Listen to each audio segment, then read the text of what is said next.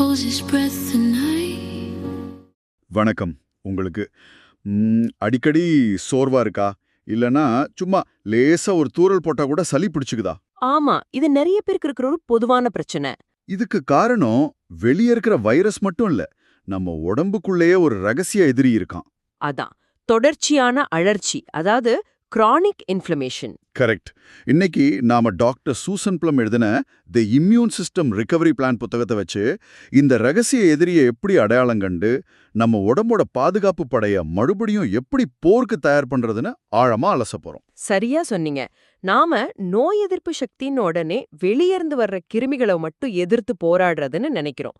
ஆனா இந்த புத்தகத்தோட முக்கிய செய்தியே நம்மளோட தவறான உணவு, மன அழுத்தம், தூக்கமின்மை, இது எல்லாமே நம்ம உடம்புக்குள்ள ஒரு தேவையற்ற உள்நாட்டு போரை உருவாக்கிக்கிட்டே இருக்கு. ஓ, ஒரு உள்நாட்டு போரா? ஆமா, அதுதான் இந்த அழற்சி. இந்த உள்நாட்டு போரால நம்ம பாதுகாப்பு படை சோர்வடைஞ்சு உண்மையான எதிரி வரும்போது போராட முடியாம திணறுது. அப்போ நம்ம முதல் வேலை இந்த உள்நாட்டு போரை நிறுத்துறதா?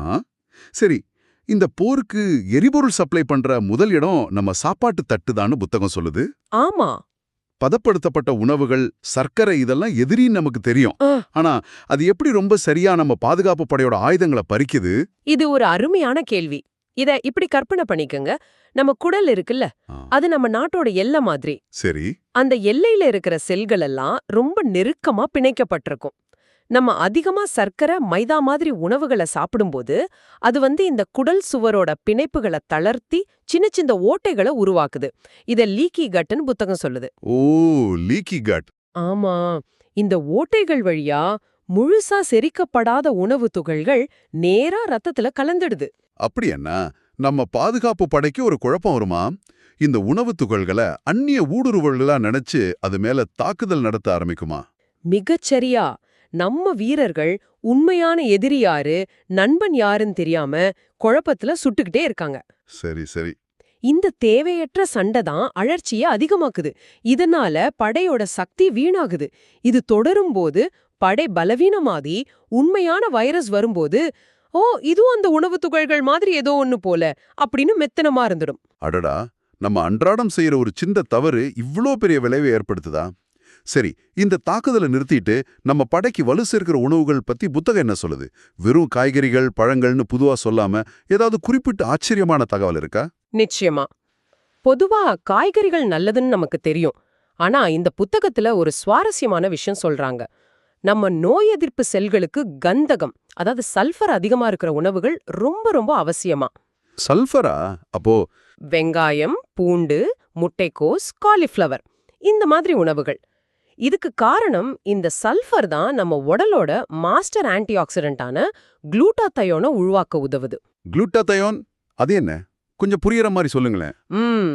குளூட்டாதயோனை நம்ம பாதுகாப்பு படையோட ஆயுதங்களை சரி பண்ணி கூர்மைப்படுத்துற ஒரு டெக்னிக்கல் டீம்னு வச்சுக்கலாம். ஓஹோ. நம்ம செல்கள் போராடும் போது ஏற்படுற சேதங்களை சரி செய்யறதே இந்த டீம் தான். இந்த குளூட்டாதயோன் இல்லைன்னா நம்ம வீரர்கள் துருப்புடிச்ச ஆயுதங்களோட போருக்கு போற மாதிரி தான். அப்ப நம்ம சமையல்ல தாளிப்புக்கு சேர்க்கிற வெங்காயம், பூண்டெல்லாம் வெறும் வாசனைக்கு இல்ல, அது நம்ம பாதுகாப்பு படைக்கு ஆயுதங்களை சப்ளை பண்ற ஒரு முக்கியமான வேலை. ஆமா, யோசிச்சு பார்த்தா நம்ம பாட்டி வைத்தியத்திலயும் சளி பிடிச்சா பூண்டு ரசம், வெங்காயச்சாறு எல்லாம் கொடுப்பாங்க.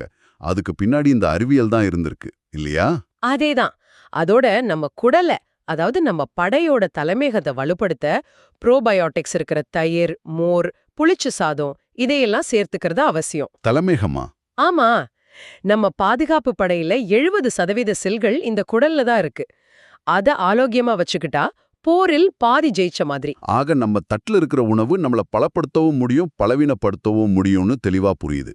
ஆனா இந்த புத்தகத்துல நான் படிச்சதுல என்ன ரொம்ப யோசிக்க வச்ச விஷயம் என்னன்னா, நம்ம தட்டுல இல்லாத, அதாவது நம்ம எண்ணங்கள் கூட இதே மாதிரி ஒரு உள்நாட்டு போரை தூண்ட முடியும்னு சொல்றதுதான். அது எப்படி சாத்தியம்? இதுதான் இந்த விஷயத்தோட மிக முக்கியமான ஒரு பகுதி. மன அழுத்தம் ஏற்படும் போது நம்ம உடல் போராடு அல்லது தப்பிச்சு ஓடு, அதாவது ஃபைட் ஆர் ஃப்ளைட் மோடுக்கு போயிடுது. சரி. அப்போ கார்டிசால்ன்ற ஹார்மோன் அதிகமா சுரக்கும். ஒரு புலி நம்மள துரத்தும் போது அந்த கார்டிசால் தப்பிச்சு ஓட தேவையான சக்தியை கொடுக்கும். அது நல்லதுதான். ஆனா இப்போதைய உலகத்துல நம்மள எந்த புலியும் துரத்துறதில்ல. அதுக்கு பதிலா டார்கெட் முடிக்கலைன்ற டென்ஷன், அடுத்த மாச இஎம்ஐ பத்தின கவலை, இந்த மாதிரி மனரீதியான புலிகள் தான் நம்மள துரத்துது. சரியா புடிச்சிங்க. இந்த மனரீதியான புலிகளுக்கு நம்ம உடம்பால வித்தியாசம் கண்டுபிடிக்க முடியாது. ஒவ்வொரு இமெயிலுக்கும் ஒவ்வொரு டிராஃபிக் ஜாமுக்கும் அது கார்டிசால சுரந்துகிட்டே இருக்கு. ஓ, இப்படி நாள் முழுக்க கார்டிசால் ரத்தத்துல அதிகமா இருந்தா அதுவே அலர்ச்சியை உண்டாக்கி நோய் எதிர்ப்பு செல்களோட செயல்பாட்டை குறைச்சிடும். அப்ப இத நம்ம வீட்ல ஃபயர் அலாரம் சும்மாவே அடிச்சிட்டு இருக்கிற மாதிரி, நாள் முழுக்க அது கத்திக்கிட்டே இருந்தா ஒரு கட்டத்துல நம்ம அதை கண்டுக்கவே மாட்டோம். ஆமா, உண்மையான தீ வரும்போது அலாரம் அடிச்சாலும் யாரும் நம்ப மாட்டாங்க, அதுதானே? மிக அருமையான உதாரணம். அதுதான் நடக்குது. இதுக்கு தீர்வா புத்தகம், தியானம், யோகா மாதிரி விஷயங்களை சொல்லுது. ஒரு நிமிஷம், தியானம் யோகாலாம் கேட்கறதுக்கு நல்லா தான் இருக்கு. ஆனா இந்த அவசர உலகத்துல வேலை, குடும்பம்னு எல்லாத்தையும் பார்த்துக்கிட்டு ஒரு 5 நிமிஷம் கண்ண மூடி உட்காரவே முடியலையே. மனசு எங்கெங்கேயோ ஓடுதே. இதுக்கு புத்தகம் ஏதாவது எளிய நடைமுறை வழிய சொல்லுதா? நிச்சயமா. புத்தகம் பெரிய இலக்குகளை வைக்க சொல்லல. ஒரு நாளைக்கு 3 தடவை 1 நிமிஷத்துக்கு உங்க சுவாசத்தை மட்டும் கவனிங்கன்னு சொல்லுது. ஒரு நிமிஷமா? ஆமா, மெதுவா மூச்ச உள்ளே இழுத்து அதை விட மெதுவா வெளியே விடுங்க.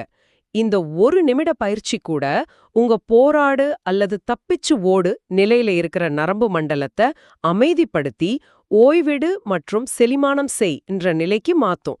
இது அந்த ஃபயர் அலாரத்தை தற்காலிகமா அணைக்கிற மாதிரி. இது நல்லா இருக்கு. மன அழுத்தத்தோட தூக்கமும் ஒரு முக்கிய காரணி. ஆனா 8 மணி நேரம் தூங்கணும் அப்படின்றது நிறைய பேருக்கு கனவாத்தான் இருக்கு. குறைந்தபட்சம் இவ்வளவு நேரமாவது தூங்கணும்னு புத்தகம் ஏதாவது சொல்லுதா? இது ஒரு முக்கியமான கேள்வி. 7லிருந்து 9 மணி நேரம் அப்படின்றது இலக்கு. ஆனா தூக்கத்தோட அளவை விட அதோட தரம் முக்கியம்னு புத்தகம் அழுத்தமா சொல்லுது. ஓ, தரம் முக்கியமா? ஆமா, நாம ஆழ்ந்த உறக்கத்துல இருக்கும்போதுதான் நம்ம உடல் சைட்டோகைன்ஸ் அப்படின்னு ஒரு புரதத்தை உற்பத்தி பண்ணுது. சைட்டோகைன்களா? ஆமா, இவங்க தான் நம்ம பாதுகாப்பு படையோட தகவல் தொடர்பு அதிகாரிகள். எங்க சேதம் இருக்கு, எங்க புது செல்களை அனுப்பணும்னு தகவல் கொடுக்கறதே அவங்க தான். அப்படியானா நம்ம ஒரு 6 மணி நேரம் தூங்குனா கூட அது ஆழ்ந்த தொந்தரவில்லாத உறக்கமா இருந்தா அது 8 மணி நேரம் புரண்டப்படுகிற தூக்கத்தை விட சிறந்ததா இருக்கலாம் இல்லையா? ஆம், அதுக்காக தூங்குறதுக்கு 1 மணி நேரத்துக்கு முன்னாடியே டிவி, மொபைல் எல்லாத்தையும் அணைச்சிடுறது, அறையை இருட்டா வச்சுக்கிறது, இந்த மாதிரி சின்ன மாற்றங்கள் கூட நம்ம தூக்கத்தோட தரத்தை அதிகப்படுத்தி நம்ம தகவல் தொடர்பு அதிகாரிகளை சிறப்பா வேலை செய்ய வைக்கும். புரியுது. போதுமான தூக்கம் இல்லைன்னா தளபதிக்கு கள நிலவரம் பத்தி எந்த தகவலும் கிடைக்காது. குழப்பத்துல தான் போர் நடக்கும். சரி, உணவு, மன அழுத்தம், தூக்கம், இது மூணையும் தாண்டி இந்த புத்தகம் நாம வாழ்ற சூழலை பத்தியும் பேசுது. ஒரு நிமிஷம், நான் தினமும் காஃபி குடிக்கிற பிளாஸ்டிக் கப்புக்கும் எனக்கு அடிக்கடி சளி பிடிக்கிறதுக்கும் ஒரு தொடர்பு இருக்கலாம்னு சொல்றீங்களா? இது நான் நினைச்சு கூட பார்க்காத ஒரு விஷயம். தொடர்பு இருக்கலாம். நாம பயன்படுத்துற பிளாஸ்டிக் பொருட்கள்ல பிஸ்ஃபனால் ஏ, அதாவது பிபிஏ மாதிரி வேதிப்பொருட்கள் இருக்கு. ஆமா, கேள்விப்பட்டிருக்கேன். அது நம்ம உடம்புக்குள்ள போகும்போது நம்ம ஹார்மோன்கள் மாதிரி நடிச்சு நம்ம நோய் எதிர்ப்பு மண்டலத்தை குழப்பி விடுது. நம்ம உடம்போட ஒட்டுமொத்த நச்சுத்தன்மையின் அளவை டாக்ஸின் லோடுன்னு புத்தகம் சொல்லுது. Toxin load? ஆமா, நாம சுவாசிக்கிற மாசுபட்ட காற்று, நாம பயன்படுத்துற கிளீனிங் ஸ்ப்ரேக்கள்ல இருக்கிற ரசாயனங்கள்னு ஒவ்வொன்னும் இந்த சுமையை அதிகமாக்குது.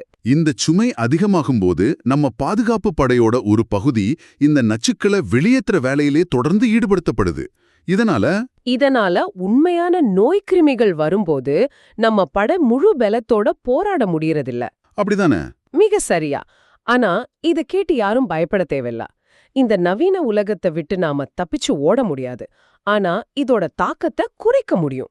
அது எப்படி? உதாரணத்துக்கு வழக்கமான உடற்பயிற்சி செய்யும்போது நம்ம உடம்புல ரத்த ஓட்டம் அதிகமாகி நோய் எதிர்ப்பு செல்கள் உடல் முழுக்க வேகமா பயணம் செஞ்சு ரோந்து பணியில ஈடுபடுது. ஓஹோ, இத நம்ம வீரர்கள் தங்களோட கண்காணிப்பு பகுதியை தீவிரமா சோதனையிடுறது மாதிரி. பிளாஸ்டிக் பாட்டில்களுக்கு பதிலா கண்ணாடி அல்லது ஸ்டீல் பாட்டில் பயன்படுத்துறது, வீட்ல இயற்கையான கிளீனிங் பொருட்களை பயன்படுத்துறது, இந்த மாதிரி சின்ன மாற்றங்கள் கூட இந்த நச்சு சுமையை குறைக்க உதவும் இல்லையா? நிச்சயமா. அதோட சூரிய ஒளி.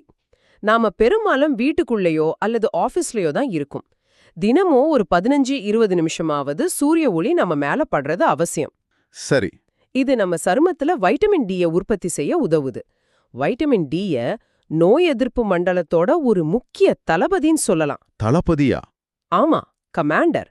அதுதான் வெள்ளை இரத்த அணுக்களை செயல்பட தூண்டி நோய்க்கிருமிகளை தாக்கி அழிக்க உத்தரவிடுது. வைட்டமின் டி குறைபாடு இருந்தா நம்ம பாதுகாப்பு படை எவ்ளோ பெருசா இருந்தாலும் அதை வழிநடத்த ஒரு தளபதி இல்லாம திணற மாதிரி ஆயிடும். ஆஹா, இந்த உரையாடல்ல இருந்து நான் புரிஞ்சுக்கிறது என்னன்னா, இது ஏதோ ஒரே நாள்ல செய்ய வேண்டிய ஒரு பெரிய மாற்றம் கிடையாது. இல்லவே இல்ல. நம்ம உணவு, எண்ணங்கள், உறக்கம், பழக்க வழக்கங்கள்னு ஒவ்வொரு துறையிலையும் நம்ம உள்நாட்டு போற தூண்டுற ஒரு விஷயத்தை குறைச்சு நம்ம பாதுகாப்பு படைக்கு ஆதரவான ஒரு விஷயத்தை அதிகப்படுத்தணும். அதுதான் இந்த புத்தகத்தோட மைய தத்துவம். உங்க உடல் தான் உங்க முதல் மருத்துவர். அது கொடுக்கிற சிக்னல்களை கவனிங்கன்னு டாக்டர் பிளம் சொல்றாங்க. சிக்னல்களா? ஆமா, சில உணவுகளை சாப்பிட்ட பிறகு சோர்வா உணர்றீங்களா? அது ஒரு சிக்னல். ராத்திரி சரியா தூங்கலன்னா அடுத்த நாள் எரிச்சலா இருக்கா? அது ஒரு சிக்னல். உங்க உடலோட நீங்க ஒரு உரையாடலை தொடங்கணும். அதுக்கு என்ன தேவைன்னு கவனிச்சு அதை நீங்க கொடுக்கும்போது அதுவே தன்னை அற்புதமா சரி செஞ்சுக்கும். சுருக்கமா சொன்னா, நம்ம நோய் எதிர்ப்பு சக்தி அன்னோதோ ஏதோ அதிர்ஷ்டத்துல கிடைக்கிறது இல்ல. அது நம்ம அன்றாட தேர்வுகளோட விளைவு. மிகச்சரி. சின்ன தொடர்ச்சியான நல்ல பழக்க வழக்கங்கள் காலப்போக்குல ஒரு வலிமையான கோட்டைய கட்டுது. டாக்டர் சூசன் ப்ளூமோட இந்த புத்தகம் சின்ன மாற்றங்கள் பெரிய பலன்களை தரும் அப்படிங்கறத ரொம்ப அழகா அறிவியல் பூர்வமா விளக்குது. இறுதியா ஒரு விஷயம், இது ஒரு முழுமையான ஆரோக்கிய பயணம் அப்படிங்கறத நினைவில் வச்சுக்கணும். ஒரு மாத்திரைய போல ஒரே ராத்திரியில முடிவுகள் கிடைக்காது. ஆமா, இது ஒரு தொடர்ச்சியான செயல்முறை. ஆமா, இங்க நாம பேசின தகவல்கள் எல்லாம் கல்வி நோக்கங்களுக்காக மட்டும்தான். உங்க உடல் நலத்துல ஏதாவது பெரிய மாற்றங்களை செய்யறதுக்கு முன்னாடி உங்க மருத்துவர்கிட்ட ஆலோசனை செய்யறது எப்பவுமே நல்லது. இந்த உரையாடலை முடிக்கிறதுக்கு முன்னாடி உங்களுக்காக ஒரு கேள்வி. இந்த புத்தகம் சின்ன மாற்றங்களோட சக்தியை பத்தி பேசுது. இன்னைக்கு நாம பேசின விஷயங்களை வச்சு உங்க அன்றாட வாழ்க்கையை யோசிச்சு பாருங்க. உங்க உடலோட உள்நாட்டு போற முடிவுக்கு கொண்டு வந்து உங்க பாதுகாப்பு படைக்கு பலம் சேர்க்கிற எந்த ஒரு சின்ன மாற்றத்தை இன்னையிலிருந்து உங்களால தொடங்க முடியும். அது தினமும் குடிக்கிற சோடாவுக்கு பதிலா தண்ணீர் குடிக்கிறதா இருக்கலாம், இல்லைன்னா தூங்குறதுக்கு 1/2 மணி நேரத்துக்கு முன்னாடி உங்க போனை இன்னொரு அறையில வைக்கிறதா இருக்கலாம். அந்த ஒரு மாற்றம் என்ன? யோசிச்சு பாருங்க.